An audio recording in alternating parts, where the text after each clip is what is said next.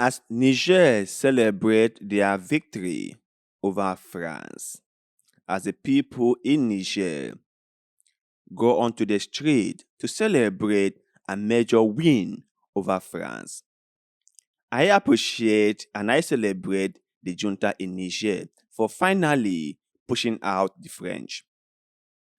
And I also believe that the French ambassador leaving Niger now, or the French troops pulling out of Niger, doesn't mean it's the end of cooperations between France and Niger. They can always cooperate, they can always do business together, but it has to be on an equal footing. If France wants to do business in Niger, France has to come in like any other country would. France has to bargain like any other country would. France has to pay the current market value for any product they want to get out of Niger. They cannot just come in and say, we are your colonial masters and we have provided you with some few forces to safeguard your country, so we have first right to this or that. No, there's no such a thing as first right. France has used this so-called first right refusal in many African countries, and they have taken so many things from these countries. France is like that boyfriend of yours who believes that he is so handsome and so clever and so cute that he can get whatever he wants and you cannot do anything. He's that boyfriend who thinks that he is superior and he can get whatever he wants. But countries in Africa are telling him that, no, gone were those days you could do things the way you want in Africa. No, those days are gone. Now, henceforth, you are like any other foreign partner or foreign entity that wants to do business in Africa. There is no such a thing as first right to refusal to you, France. No, that is dead. Whatever you want to do in Africa, you will do it like any other foreign country would. I am grateful for what the Nigerians have done. They stood their grounds. They protest. They said no to France. Even though France pressured them, they said no, we will not give in to pressure. And finally, they won. This goes to tell you that are people who are united, who are determined, and who clearly understood what they want, always win at the end of the day. They always win. But let's continue with this article that tells us the challenges that Niger is facing, even though they celebrate the withdrawal of France from their country. Soldiers killed by hundreds of jihadis in Kandaji. Hundreds of Islamic militants riding motorbikes have attacked a town in southwestern Niger, killing 12 soldiers, the defense minister says. 7 soldiers were killed in combat, while 5 others died in a road accident responding to the attack. The defense minister said over 100 militants had been killed in a counter-offensive. Jihadist attacks on the army have risen since the military seized power in July. The army said it has staged the coup so it could better fight the militants, some of which are linked to Al-Qaeda and the Islamic State group.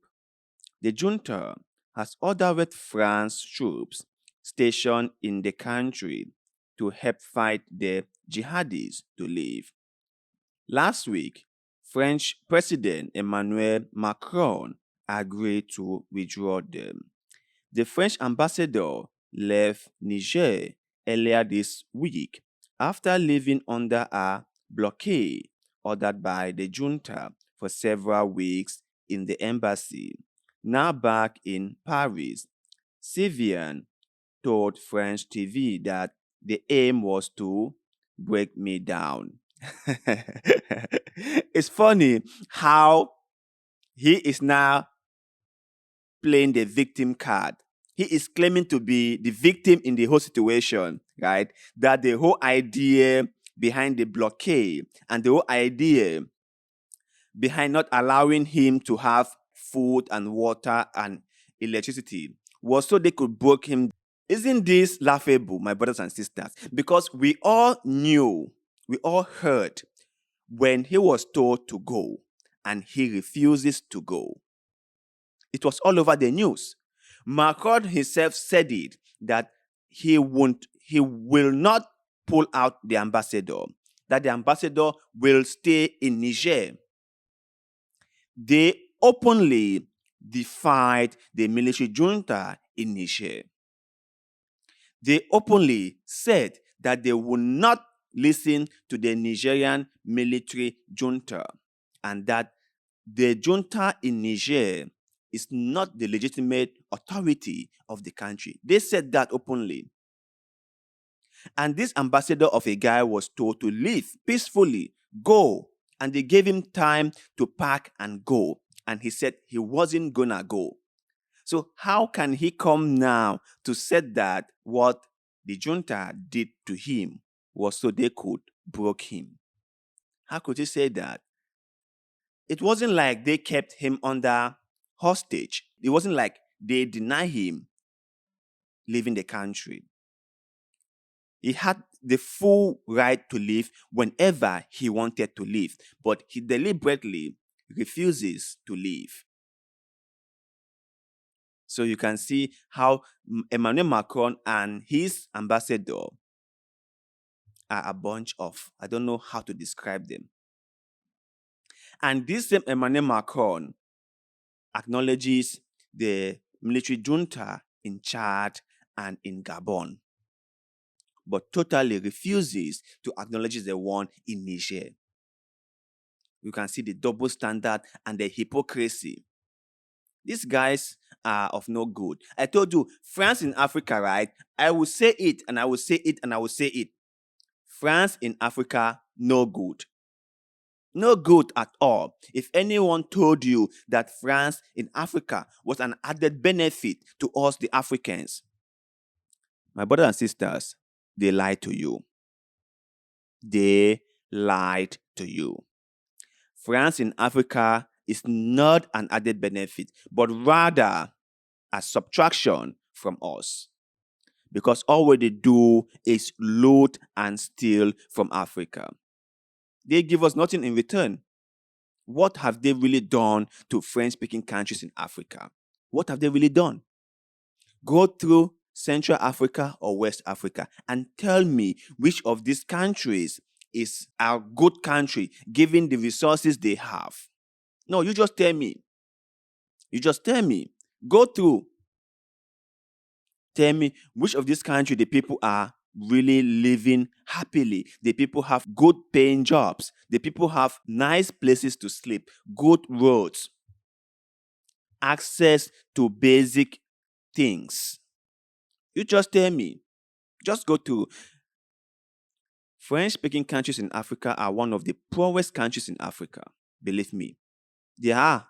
And they have a lot of resources. And France has been there for many, many years. What has France done to help the people in these countries? So, if you see the people in Niger saying that France should go, they have a reason for saying that. And no one will blame them. If you really understand the whole situation, you would not blame them. No one can blame them for that. If the military want to gain support and respect from the people, they have to protect the people.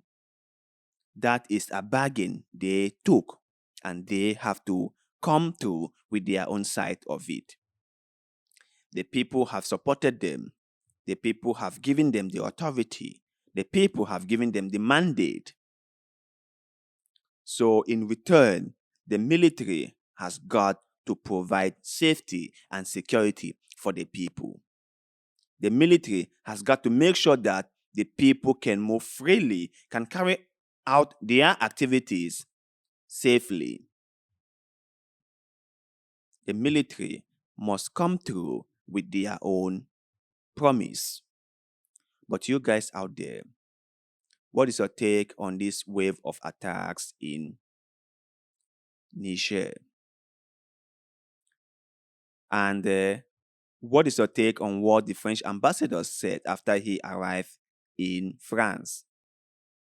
Was he telling the truth, or was he just playing the victim card? Please share your thoughts and opinions with us in the comment section below, because like always, we love hearing what you have to say.